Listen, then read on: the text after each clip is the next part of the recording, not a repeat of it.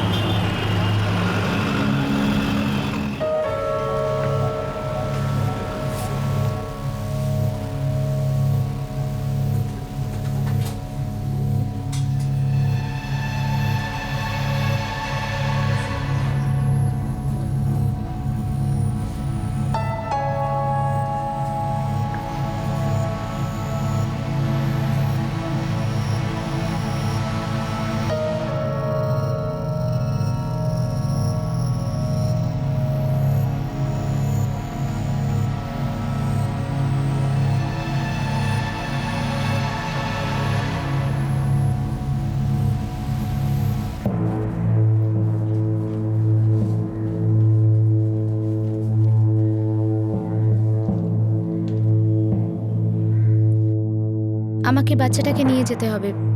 ওর কিন্তু নিঃশ্বাস পড়ছে না।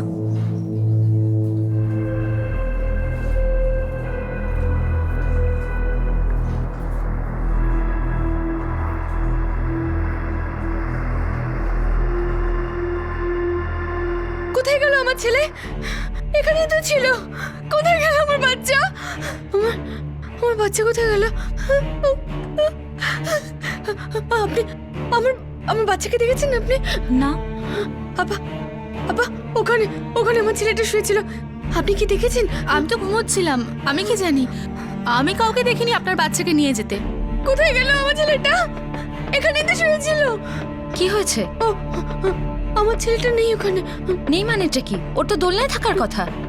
এইটাই তো বলছি আপনাকে। দেখুন, এই যে এখানে নেই ও। আপনার আব্বু কোথায়? উনি তো এখানেই ছিলেন। আমি ঘুমিয়ে পড়েছিলাম, যখন ঘুম ভাঙলো তখন আব্বু ছিল না আর বাচ্চাটাও ছিল না। তাহলে উনি আপনার বাচ্চাকে নিয়ে যাননি তো? আমি কিচ্ছু জানি না। আপনি দয়া করে আমার বাচ্চাটাকে খুঁজে দিন। আরে আপনি শান্ত হয়ে যান, এখানে বসুন। বসুন, আপনি এখানে বসুন, আমি দেখে আসছি।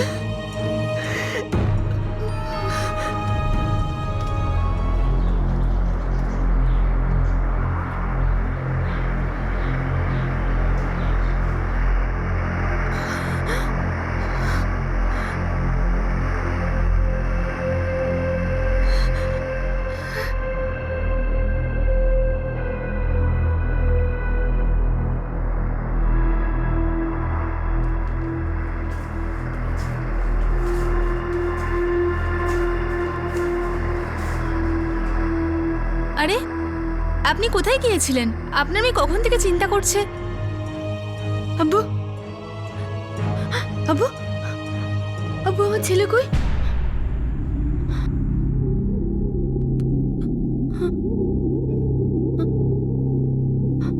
আব্বু, আব্বু কিছু বলছে না কেন? আমার ছেলে কোথায়? শোন মা, ও আর বেঁচে নেই। আব্বু, তুমি কি বলছো? এ কি করে হতে পারে? তুই যখন ঘুমোচ্ছিলি হঠাৎ ওর নিঃশ্বাস বন্ধ হয়ে যায়।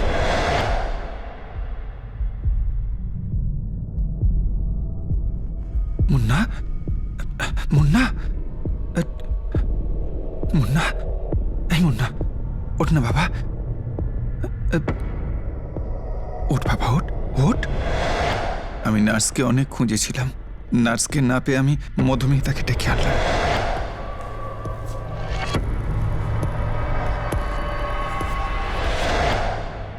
আব্বু, তোমার আমাকে ডাকা উচিত ছিল। মা, আমি নিজে খুব ঘাবড়ে গিয়েছিলাম, তখন আর মাথা কাজ করছিল না।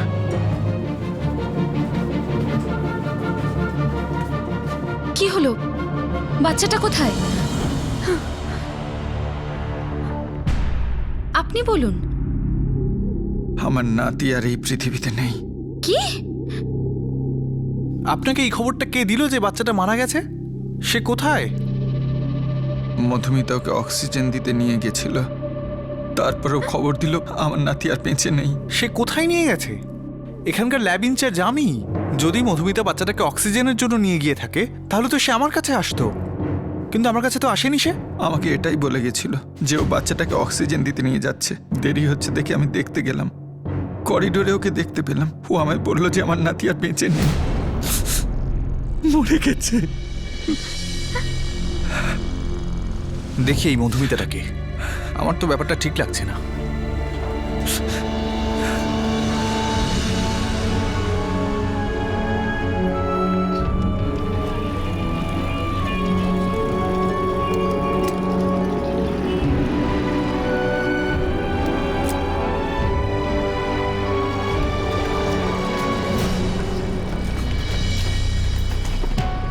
The number you have dialed is switched off.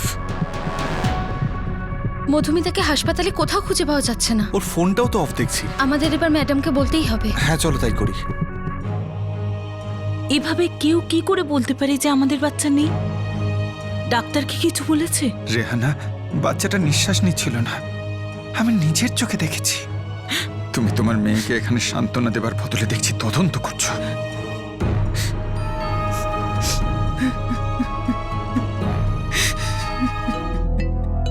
Nurse Madhumita আমাদের ক্লিনিকের নার্স নিশ্চয়ই নয়? আগে নয় ম্যাডাম, ওই ফ্যামিলির সাথেই এসেছিল।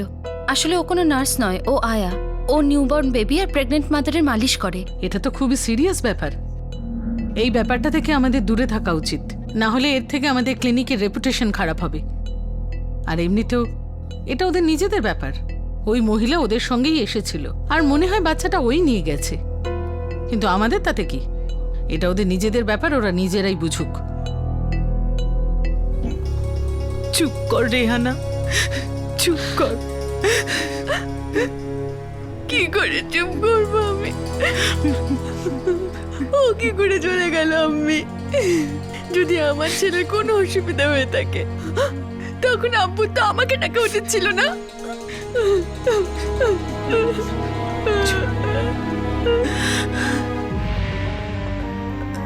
মা, তুই এই টাকাটা রাখ আর আড়তে গিয়ে কিছু সবজি নিয়ে আয়। আর সেহনাজ, তুই ঠেলাটা বার কর। আজকে আমি আর তোর মা কাজে যেতে পারবো না, তাই পুরো কাজটা তোদের দুজনকেই সামলাতে হবে। কিন্তু আপু কিভাবে যাব? ইয়াসমিন আপার মনটা খুব খারাপ আজকে। মা, তোরা চিন্তা করিসনি, আমরা সবকিছু সামলে নেব। তোরা দুজন ব্যাস কাজটা ঠিকঠাক করবে যা।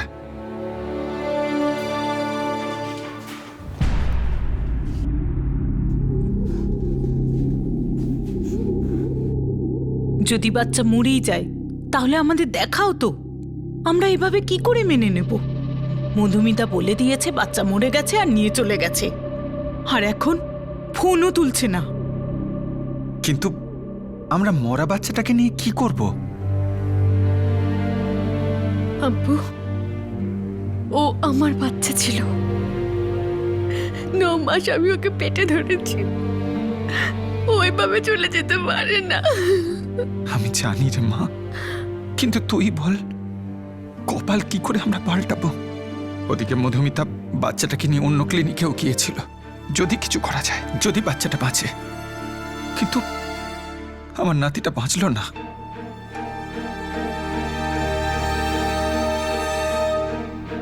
দেখুন, পরিষ্কার ব্যাপারটা এটাই যে ওই মহিলাকে, কি জানি নাম, মধুমিতাকে আপনারাই নিয়ে এসেছিলেন আর ওই বাচ্চাটাকে নিয়ে গেছে। আর আপনার স্বামীকে বলেছে যে ও মারা গেছে। প্রথম কথা হলো যে আপনার স্বামীর উচিত ছিল না যে কাউকে না জেনে শুনে এইভাবে বাচ্চাটা দিয়ে দেওয়া। আর যদি বাচ্চাটার শরীরই খারাপ হচ্ছিল তাহলে আমাদের মধ্যে যে কোনো একজনকে খবরটা দিতে পারতেন। হ্যাঁ, তাহলে আমরা ডাক্তারকে ডাকতাম। আপনারাই বলুন এখন আমরা কি করব? এই ব্যাপারে আমাদের মাথা গলানো উচিত নয়, কারণ এই কাজটা আপনাদের আনা মহিলাই করেছে। তো আপনাদের যদি মনে হয় যে আপনারা পুলিশের কাছে যাবেন, যেতে পারেন, না হলে যেটা ঠিক মনে হয় সেটা করুন।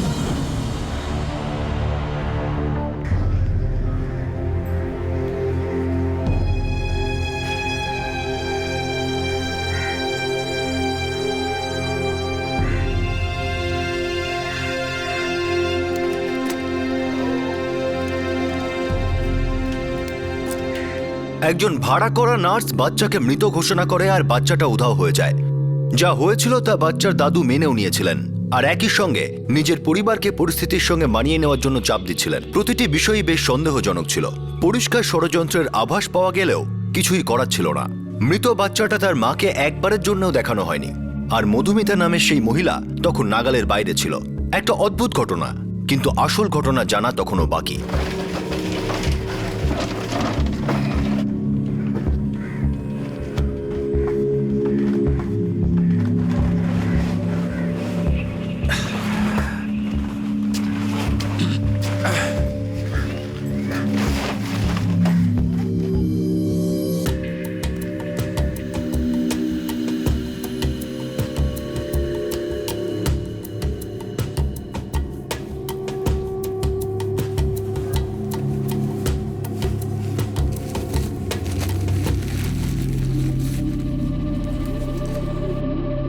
মা ইয়াসমিন, এটা রাখ,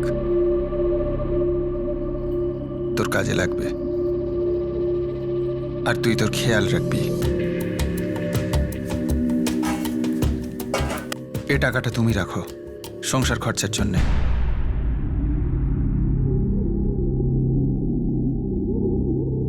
এত টাকা?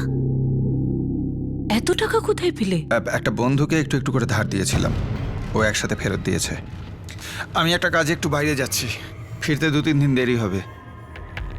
তুমি কিন্তু ইয়াসমিনের খেয়াল রাখবে।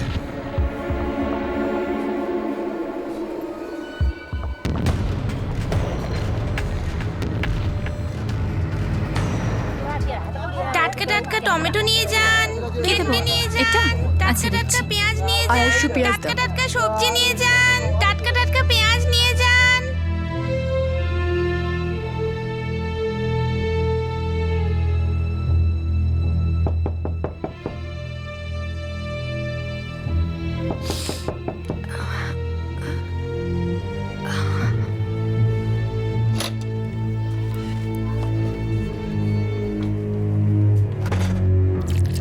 আমি বল মা। একটা কথা বলার ছিল। আমার মনে হচ্ছে আব্বু মিথ্যে কথা বলছে। আমার ছেলে এভাবে মরতে পারে না। আমি আমার ছেলের সাথে ঠিক কি হয়েছে এটা ভাবতে ভাবতে আমি পাগল হয়ে যাব। এভাবে আমি বাঁচতে পারবো না। তাহলে তুই কি করতে চাস বল? আমি সত্যিটা জানতে চাই। তুই তো জানিস তোর আপু কোনোদিন সত্যি বলবে না। আজকে যদি তোর স্বামী তোর সঙ্গে থাকতো। তুমি খুব ভালো করেই জানো যে ও আর কখনো ফিরবে না। তাহলে এখন আমি কি করব বল? আমরা পুলিশের কাছে যেতে পারি।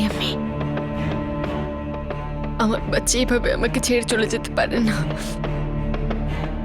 ও একদমই ঠিক ছিল আমার ঘুমানোর আগে।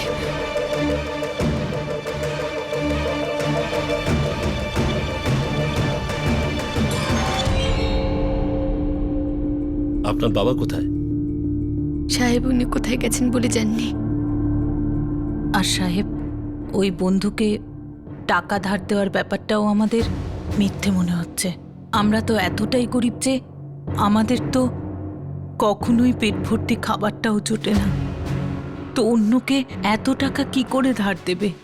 আপনাদের কি মনে হয় বাচ্চা হারিয়ে যাওয়ার পিছনে আপনার বাবার হাত আছে? একমাত্র উনি জানেন ঠিক কি হয়েছিল। এই মধুমিতাটাকে আপনারা ঠেলায় সবজি বিক্রি করেন, তো এই প্রাইভেট নার্স? আগে আমরা ওকে এখানে ডাকিনি। যখন ও স্বামীর ঘর ছেড়ে আমাদের এখানে চলে আসে তখন ওর আব্বু মেয়েটাকে এখানে ডাকে, আর কখনো কখনো ওর মালিশও করত। আর হ্যাঁ সাহেব, আমার ডেলিভারির সময় ও ওখানেই ছিল। শোনো, হাসপাতালে গিয়ে এই মধুমিতাকে জিজ্ঞাসা করো, নিশ্চয়ই এর মধ্যে যুক্ত। খোঁজ নাও। স্যার, আপনার হাজবেন্ডের কোনো ফোন নাম্বার? হ্যাঁ সাহেব, 444-78-76-78। এই কমপ্লেনের ব্যাপারে আপনি আপনার হাজবেন্ডকে বলবেন না, তাহলে ফেরত আসবে না।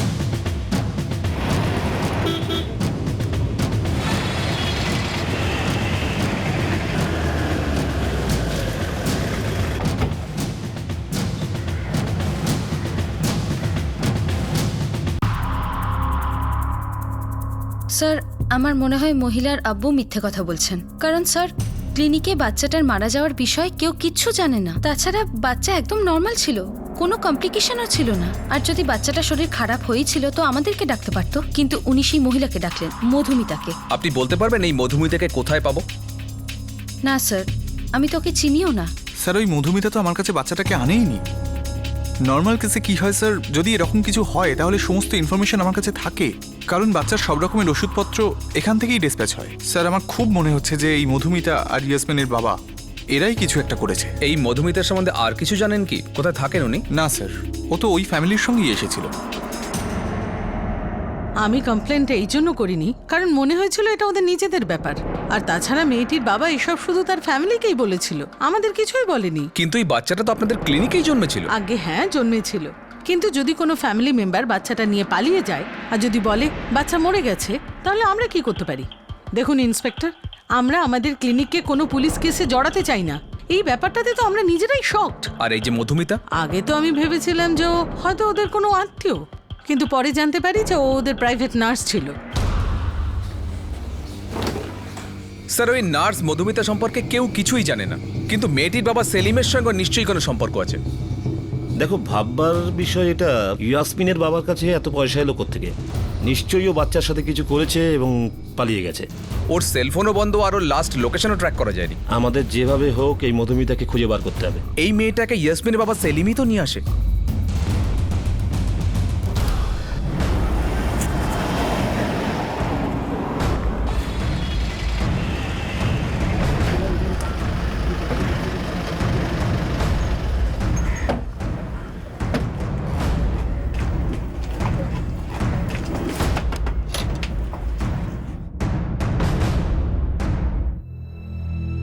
আগে আমার মেয়ে সাহারানপুর থেকে নিজের স্বামীকে ছেড়ে 7 মাস আগে এখানে আসে, তখনও 2 মাসের গর্ভবতী।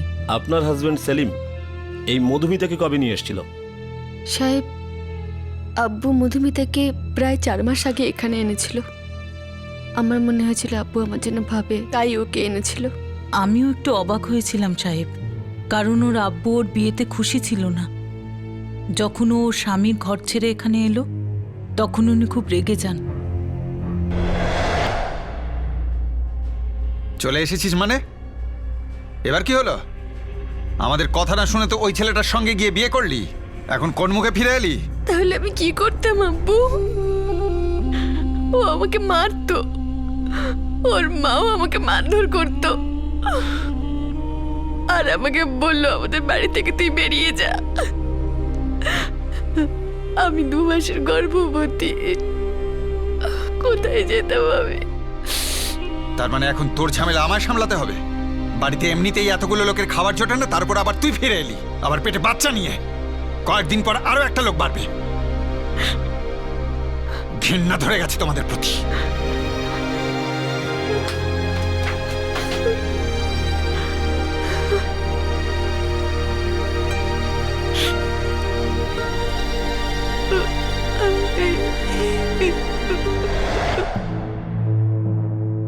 আপনাদের দুজনের মধ্যে কেউ কি জানেন না মধুমিতা কোথা থেকে এসেছিল? না সাহেব।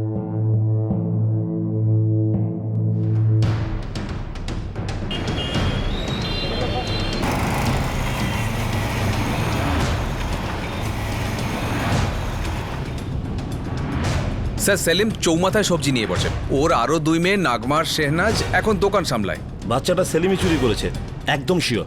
শুধু ভগবানের কাছে প্রার্থনা করো বাচ্চাটা যেন তান্ত্রিকের কাছে না পড়ে। সেলিমকে আগে থেকেই অনেকের পেটে ভাত জোগাতে হচ্ছিল, আর তার উপর তার অন্তঃসত্ত্বা মেয়ে স্বামীর বাড়ি ছেড়ে তার কাছে চলে এসেছে। সেলিম ভীষণ চিন্তিত হয়ে পড়েছিল। তার খরচের পরিমাণ এমনিতে তো বেড়ে গিয়েছিলই, কিন্তু খুব শীঘ্রই সেটা দ্বিগুণ হতে চলেছিল, আর সেলিমের মাথায় আরো খরচের বোঝা চাপতে চলেছিল। সেলিম কি আসন্ন বিপদের হাত থেকে মুক্তি পাওয়ার রাস্তা খুঁজছিল? সবজি নিন, সবজি, টাটকা সবজি, টাটকা সবজি, টাটকা টাটকা টমেটো নিয়ে যান, পেঁয়াজ নিয়ে যান।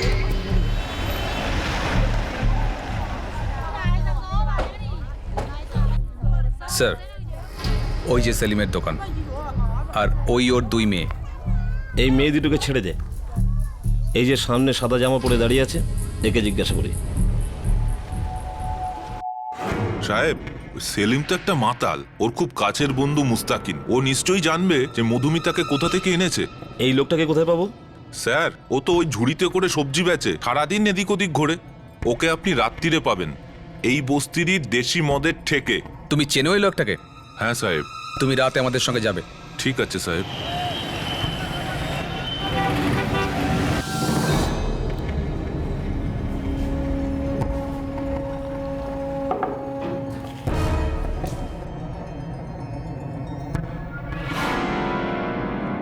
মুস্তাকিন।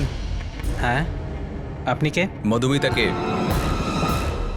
না স্যার, আমি কিছু জানি না স্যার, ছেড়ে দিন স্যার, ছাড়ুন স্যার, আমি জানি না স্যার কিছু।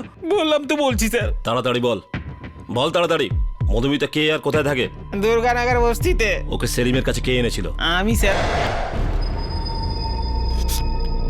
এবার তুই বল, কি করে আমি চালাবো বাড়ির এত খরচ?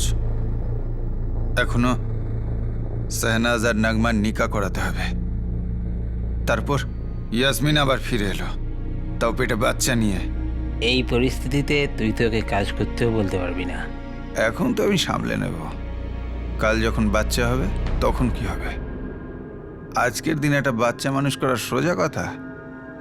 ইয়াল্লাহ, ওপরওয়ালা যদি একটা ঠিকঠাক মানুষ আমার কাছে পাঠিয়ে দেয় যে আমার সমস্ত কষ্ট নিজে নিয়ে নেবে। বাচ্চা এসে গেলে তো তোরও ঝামেলা, ইয়াসমিনেরও ঝামেলা। আরে আমাদের পেটই ঠিক মতো ভরে না, তার উপর আবার একটা বাচ্চা। আমার কথা শোন, বাচ্চাটাকে ওকে দিয়ে দে। কি করে দেব? কাকে দেব বাচ্চাটা? একটা মেয়ে আছে যাকে আমি জানি, প্রাইভেট নার্সের কাজ করে। এইসব পরিস্থিতিতে খুব কাজে লাগবে। কিন্তু বাচ্চা নিয়ে কি করে ও? ওটা আমি জানি না, কিন্তু এইরকম অপ্রয়োজনীয় বাচ্চার বদলে টাকাও দেয়। আমিও কি টাকা পাবো? ও তো আমাকে এইরকমই বলেছিল।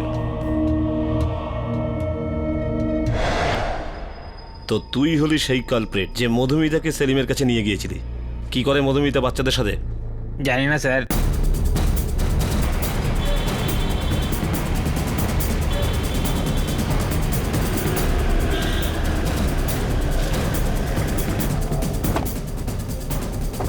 কোথায় থাকে মধুমিতা? এইগুলিতে। চল।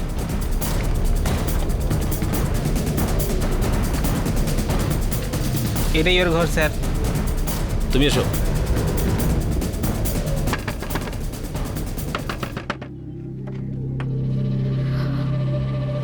মধুমিতা।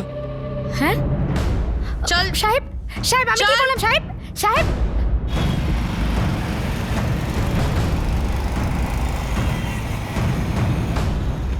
আমি কিছু জানি না সাহেব, বাচ্চাটা মরে গেছিল।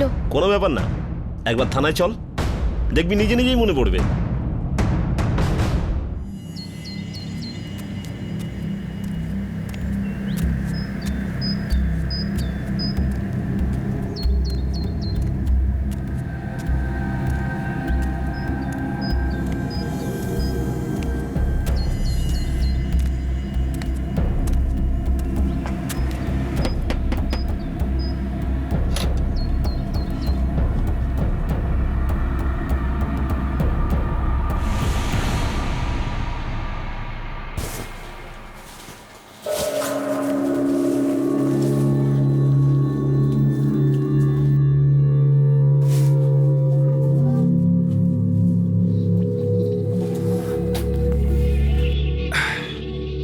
মা ইয়াসমিন, এখন ভালো আছিস তো?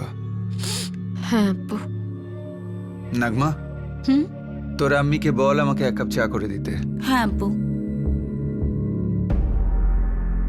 মা ইয়াসমিন, বাচ্চাটার জন্য আমারও দুঃখ হচ্ছে, কিন্তু কি করব? সবই ওপরওয়ালার মর্জি। আর জীবনে আমাদের সবাইকে অনেক কিছু মানিয়ে নিতে হয় রে মা।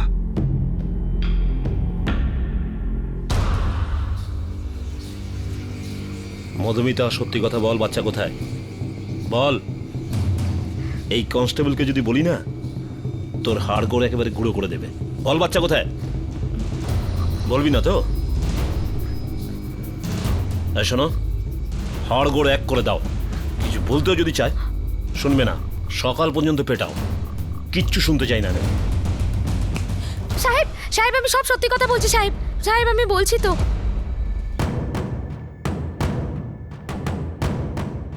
বল বাচ্চা কোথায়? সেটা তো জানি না সাহেব, কিন্তু সেলিম আমার কাছে এসেছিল 7 মাস আগে। ও বলছিল যে বাচ্চাটা থেকে যে কোনোভাবেই মুক্তি পেতে চায় ও। আর তুই পাইয়ে দিলি মুক্তি? না সাহেব, আমি তো শুধু বাচ্চাটাকে বেচার ব্যবস্থা করেছিলাম। কাকে বেচেছিলিস বাচ্চা? সাহেব আমি বেচিনি সাহেব, আমি তো একজনকে দিয়েছি। কাকে দিয়ে দিস তুই? একটা লোক আছে, হংসরাজ সিং। হংসরাজ ওই ক্লিনিকের ল্যাবে যে কাজ করে? হ্যাঁ সাহেব। সাহেব আমি বেচিনি সাহেব, আমি তো একজনকে দিয়েছি। কাকে দিয়ে দিস তুই? একটা লোক আছে, হংসরাজ সিং। হংসরাজ ওই ক্লিনিকের ল্যাবে যে কাজ করে? হ্যাঁ সাহেব।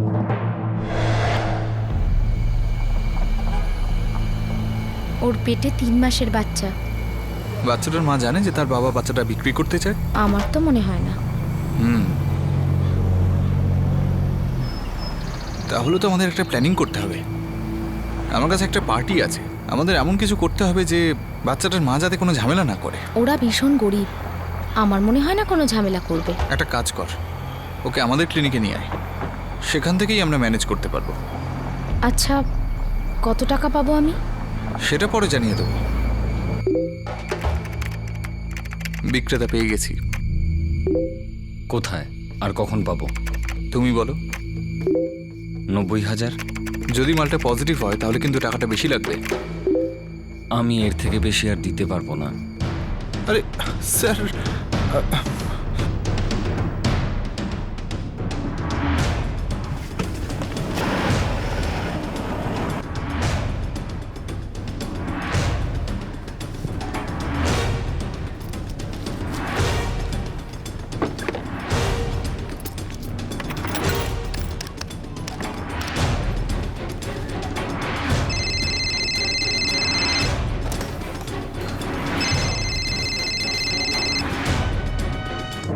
হ্যালো। হ্যাঁ সাহেব, আমি ইয়াসমিন বলছি। হ্যাঁ ইয়াসমিন, আমরা মধুমিতাকে পেয়ে গেছি, কিন্তু বাচ্চা সম্পর্কে এখনো কোনো খোঁজ পাইনি। কিন্তু এটা জানতে পেরেছি তোমার বাবা আর মধুমিতা ছাড়াও এই র্যাকেটে কাজ করার জন্য আরও একটা লোক আছে। আমি আপনাকে এটা বলার জন্য ফোন করেছি, আমার আব্বু এখন বাড়িতে। আমি আপনাকে বাড়ির বাইরে থেকে ফোন করছি। ঠিক আছে, আমরা আসছি। তুমি বাড়ি যাও, কিন্তু খবরদার তোমার বাবা যেন জানতে না পারে আমরা আসছি।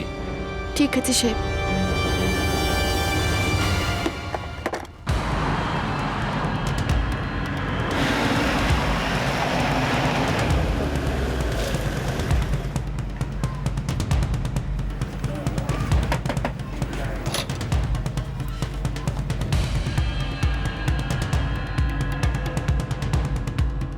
সাহেব কি হয়েছে সাহেব? চল একটু জেলের হাওয়া খেয়ে আসবি। সাহেব এরা সব ভুলভাল বলেছে সাহেব। চল চল চল, আগে চল, তোকে গিয়ে তারপরে বলছি। সাহেব চল কথাটা চল শুনুন চল সাহেব। চল। সাহেব সাহেব কি হয়েছে নাকি সাহেব? আমার কথাটা শুনুন সাহেব। আমায় চল, সব কথা বলছি তোকে, চল। সাহেব 1 মিনিট সাহেব, আমার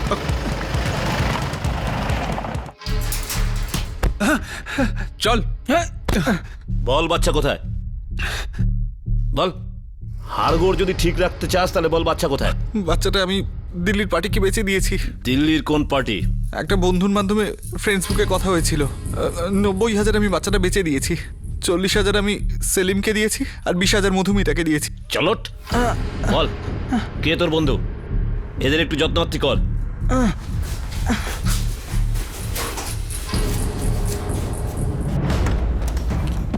চল লগ ইন কর আর তোর বন্ধুর ডিটেলস বল, না হলে তোকে লগ আউট করে দেবো। চল।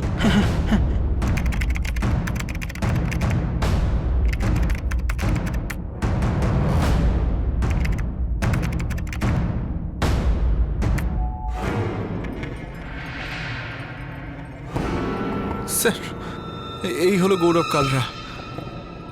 কে এটা? স্যার ওর সঙ্গে আমার 1.5 বছর আগে বন্ধুত্ব হয়েছে।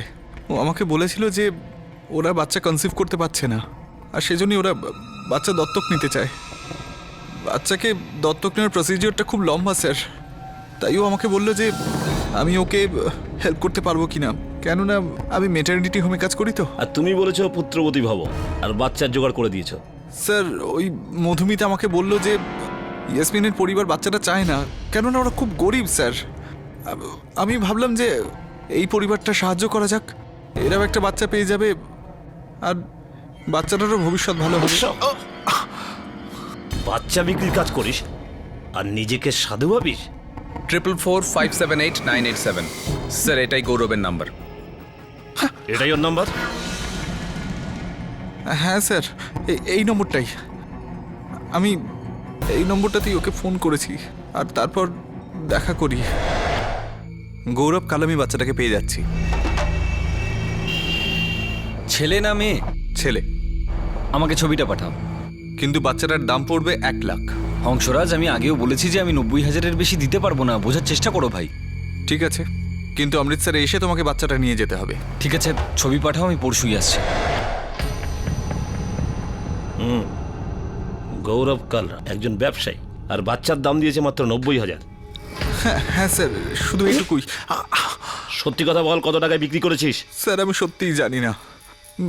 আমি কখনো ওর সঙ্গে দেখা করতে দিল্লি যাইনি স্যার। ও নিজে এখানে এসেছিল বাচ্চা নিতে।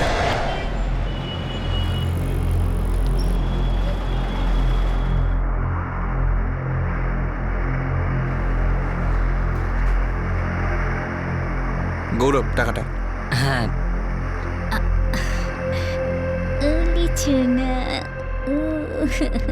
এই নাও।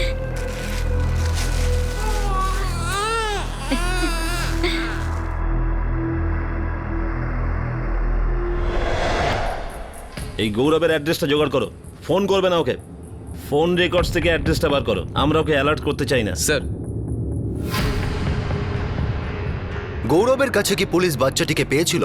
একটা সোশ্যাল নেটওয়ার্কিং সাইটে হওয়া ডিল, একটা বাচ্চার দাম ধরা হয় 90,000 টাকা। গৌরব কি বাচ্চাটিকে পেয়েছিল? আর সেই কি এই জটের শেষ গিট ছিল?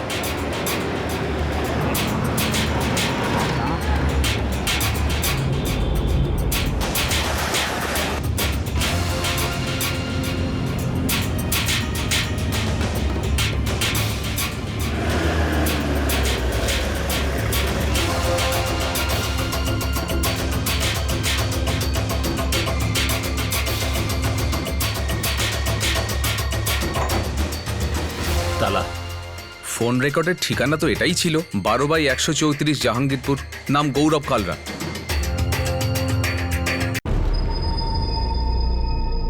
আজ্ঞে স্যার, গৌরব কালরা তার স্ত্রীর সঙ্গে এইখানেই থাকে। আপনি ওনার কাছে কোনো ছোট বাচ্চা দেখেছেন? গত সপ্তাহে ওনার কোলে একটা বাচ্চা দেখেছিলাম।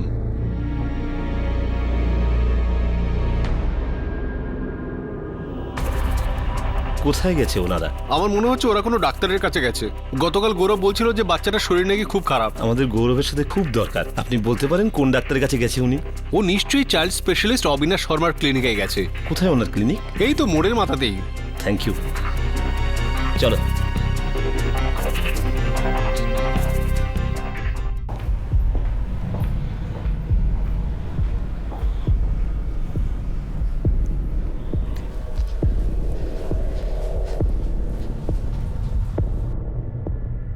গৌরব আর অনিতা? হ্যাঁ, PI Sanjeev Mehra, Amritsar police station থেকে। বলুন স্যার। এই যে বাচ্চা আপনার কাছে আছে, এটা চুরি করা হয়েছে ওকে। স্যার, কিন্তু আমরা তো একে অ্যাডপ্ট করেছি স্যার। পুরো গল্প জানি আমি। 90,000-এ কেনা হয়েছে। হংসরাজ আর মধুমিতা নামে দুজন একে অমৃতসরের মেটার্নিটি থেকে চুরি করেছে। নিয়ে নাও। দিন, বাচ্চাটা আমাকে দিন।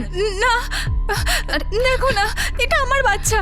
1 সপ্তাহ ধরে আমার কাছে আছে। স্যার প্লিজ, একে আমার কাছ থেকে কেড়ে নেবেন না। ও ম্যাডাম, এটা চুরির বাচ্চা, এটা বুঝতে পারছেন না? বাচ্চার মাকে বলা হয়েছে বাচ্চাটা মারা গেছে, তার দাদু পর্যন্ত এই বিক্রির সাথে যুক্ত। ওর মাকে তো এটাও জানানো হয়নি যে বাচ্চাটা মরে যায়নি, বিক্রি করা হয়েছে। দাও বাচ্চা। বাচ্চাটা দিয়ে দাও অনিতা।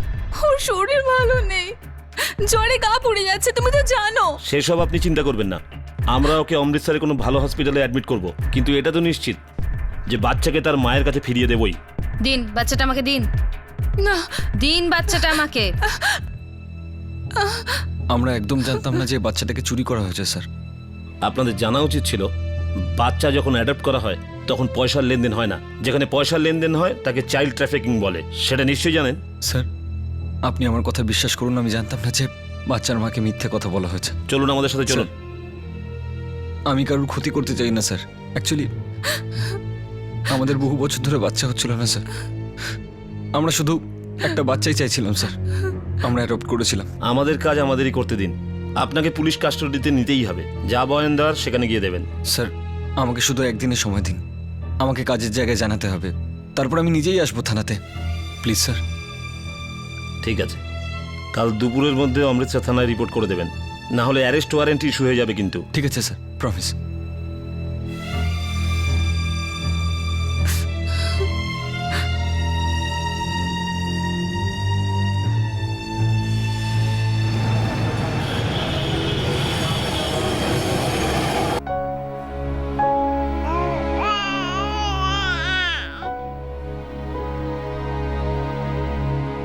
দেখুন, চিন্তার কোনো কারণ নেই, বাচ্চার একটু হালকা জ্বর আছে।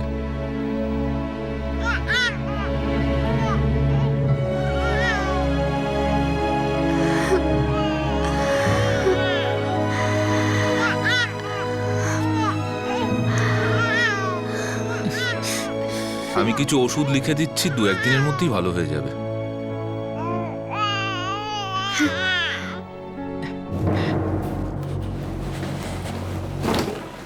স্যার ওই গৌরবের ফোনটা বন্ধ স্যার। মানুষ বলে পুলিশরা কারোর উপর ভরসা করে না, এখন ভরসা করে ভুল করে ফেলেছি। ওর প্রতিবেশী দিনেশ, যার সঙ্গে কাল দেখা হয়েছিল, ও বলছে গৌরব আর ওর স্ত্রী বাড়ি ছেড়ে চলে গেছে। ওদের ট্র্যাক করো, ওদের গল্পে আমার সন্দেহ আছে। স্যার ও একটা সাধারণ বাস ড্রাইভার। প্রথমত 90,000-এর বাচ্চা কেনা ওর ক্ষমতার বাইরে, আর ও নিজের স্টেটাসে বিজনেসম্যান লিখেছে। কিছু না কিছু গন্ডগোল অবশ্যই আছে। বাচ্চার কিছু হয়েছিল, মানে বাচ্চা অসুস্থ হয়ে পড়েছিল, আর বাচ্চাটাকে যেখানে পৌঁছানোর কথা সেখানে পৌঁছতে দেরি হয়ে গিয়েছিল আর ধরা পড়ে গেল। ওই চলো, ওট ওট ওট, উঠে দাঁড়া। আর কে গেছিল এর মধ্যে? কে আছে তোর দলে? কোনো দল নেই স্যার, আমার গৌরবের সঙ্গে বন্ধুত্ব হয়েছিল ফ্রেন্ডস বুকে। এটা কাকতালীয় স্যার, যে ওর বাচ্চার দরকার। সত্যি কথা বল, বল আগে। সত্যি কথা বলছি স্যার, আমি গৌরবকে ভালো চিনি না। আমার সঙ্গে ওর শুধু একবার দেখা হয়েছিল স্যার। ও আমাকে বলেছিল ওর একটা বাচ্চার দরকার, তারপরে ও কি করবে না করবে আমি জানতাম না স্যার। এই বেটা এভাবে মানবে না, একে থানার ওষুধ দাও।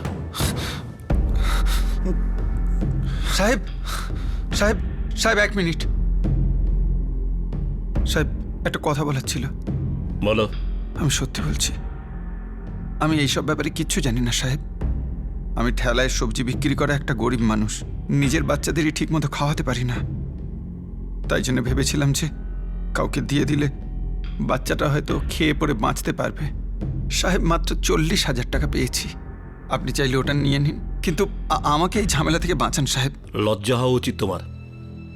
প্রথমে তোমার নাতিকে বিক্রি করেছো, এখন আমাকে কিনতে চাইছো। সাহেব ক্ষমতা কোথায় যে বেচা কেনা করব? গরিব মানুষের কপালটাই ফুটো সাহেব। বাধ্য হয়ে মানুষকে তো অনেক কিছুই করতে হয়। আপনি আমার নাতিকে ওই লোকটার হাত থেকে তো ফিরিয়ে এনেছেন, কিন্তু আপনি অভাবের হাত থেকে কি বাঁচাতে পারবেন ওই বাচ্চাটাকে? সেলিম মিয়া, যদি বাচ্চাকে মানুষ করতে না পারো তার মানে এই নয় যে বাচ্চাকে বিক্রি করে দাও। এই গৌরবকে খুঁজে বার করো, ছেড়ো না একদম। ব্যাপারটা অতটা সহজ নয় যেটা দেখে মনে হচ্ছে। এই পুরো ব্যাপারটার পিছনে একটা বড় র্যাকেটের হাত আছে। স্যার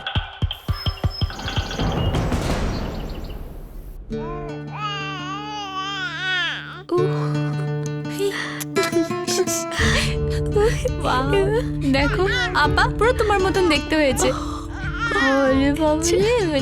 শোন, আমি এখন আমার কাজে বেরোচ্ছি, ঠিক আছে? আর তোরা 8 ঘন্টার মধ্যে ঠেলা নিয়ে বেরোবি, মনে থাকে যেন। চলে যাবো আমি। মুন্নার সাথে খেলতে খেলতে আবার ভুলে যাস না যে কাজেও যেতে হবে। আসছি। এটা কি? এটা কি?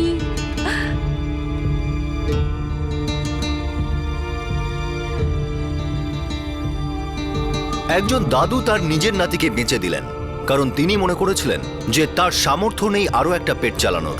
ইয়াসমিন বাচ্চাটির মা নিজের সুস্থ সবল বাচ্চার মৃত্যুর খবর শুনে অবাক হয়ে যান, কিন্তু কয়েকদিন পরে তিনি এই অদ্ভুত বিষয়টি পুলিশকে জানানোর প্রয়োজন মনে করেন, আর সৌভাগ্যক্রমে তিনি নিজের হারানো বাচ্চাকে ফিরে পান। ডিএনএ টেস্ট করা হয় আর জানা যায় বাচ্চাটা ইয়াসমিনের। এই ঘটনা কতটা আশ্চর্যজনক, কতটা অদ্ভুত, এই ধরনের চিন্তাভাবনাই আমাদের মনে ঘৃণা তৈরি করে। বাচ্চা বেচা কেনা চলতেই থাকে, এটা একটা সত্যি। চাইল্ড ট্রাফিকিং একটা বাস্তব, আর এই অপরাধ হচ্ছে। যারা দত্তক নেওয়ার আইনি জটিলতা এড়াতে চান তারা ভাবেন যে টাকা দেবেন, বাচ্চা নেবেন, যা খুবই সহজ। কিছু লোক এটা করেন কারণ তারা একটা র্যাকেটের বড় অংশ, যারা বাচ্চাদের দিয়ে ভিক্ষা এবং শিশুশ্রম করিয়ে থাকে। আরও অনেক রকম জঘন্য কাজ করানো হয়। ক্রেতাদের কোনো অভাব নেই, কেউ চুরি করে, কেউ আবার বেচে দেয়, কেউ বেচে দেয় দারিদ্রতার জন্য, এই আশায় যে বিক্রি করলে দারিদ্রতার থেকে মুক্তি পাবে। এই গোটা ব্যবসাটা খুবই মারাত্মক এবং ভয়ঙ্কর। কিন্তু তবু কেন এই অপরাধের জন্য আইন এত শিথিল? কেন কেন এই ব্যবসায় রাশ টানা যাচ্ছে না? কেন আইনগুলিকে আরো কঠোর করা হচ্ছে না? যদি আমরা নিজেদের এই রোজকার ঝামেলা, নিজেদের স্বার্থ ছেড়ে বেরিয়ে জীবনের দৌড়ঝাঁপ থেকে ছুটি পেলে, তাহলে হয়তো আমাদের এই প্রশ্নটা করা উচিত আর জবাব চাওয়া উচিত। জবাব চাওয়া উচিত যে কেন ইকোনমিক গ্রোথ নিয়ে এত লাফালাফি করা হয় যখন কিনা আমাদের দেশের বেশিরভাগ লোক দারিদ্র্য সীমার নিচে। প্ল্যানিং কমিশন তাহলে কেন এমন এক দারিদ্র্য সীমার রেখা টেনে দেয় আজকের দিনে দাঁড়িয়ে, যার কোনো মূল্য নেই? দারিদ্র্য সীমার নিচে থাকা মানুষদের জন্য এত পরিমাণ প্রকল্প বানানো সত্ত্বেও তাদের সংখ্যাটা কেন কমে না? কেন আমরা এত এডুকেশন, এতটা মডার্নাইজেশন, এতটা সোকল্ড গ্রোথের পরেও দারিদ্রতাকে এখনো ভাগ্যের দোষ, নিজের কর্মের দোষ বলে চালিয়ে দিই? কেন আমরা প্রতিটা উইকেন্ডে মলে হাজার হাজার টাকা খরচ করার সময় একটুও ভাবি না, আর 1-2 টাকার জন্য সবজিওয়ালার সঙ্গে দরদাম করি? কেন একজন সবজিওয়ালা বা ফেরিওয়ালাকে সেই প্ল্যাটফর্ম দেওয়া হয় না যাতে সে উন্নতি করতে পারে? বড় বড় ইন্ডাস্ট্রির জন্য তো আমরা বেল আউট প্যাকেজ ঘোষণা করি। কেন ধনী ব্যক্তিরা ব্যাংকরাপ্ট ঘোষণা হবার পর সমস্ত রকমের সুবিধা পান, যেখানে গরিব, যার কিনা সত্যিই সাহায্যের প্রয়োজন, তাকে নিজের অবস্থায় ফেলে রাখা হয়? হয়তো যেদিন আমরা সবাই মিলে এই প্রশ্নটা করতে পারবো, সেদিন হয়তো কোনো উত্তর পাবো। আপনাদের সাথে আবার দেখা হবে ক্রাইম পেট্রোল দেশ থেকে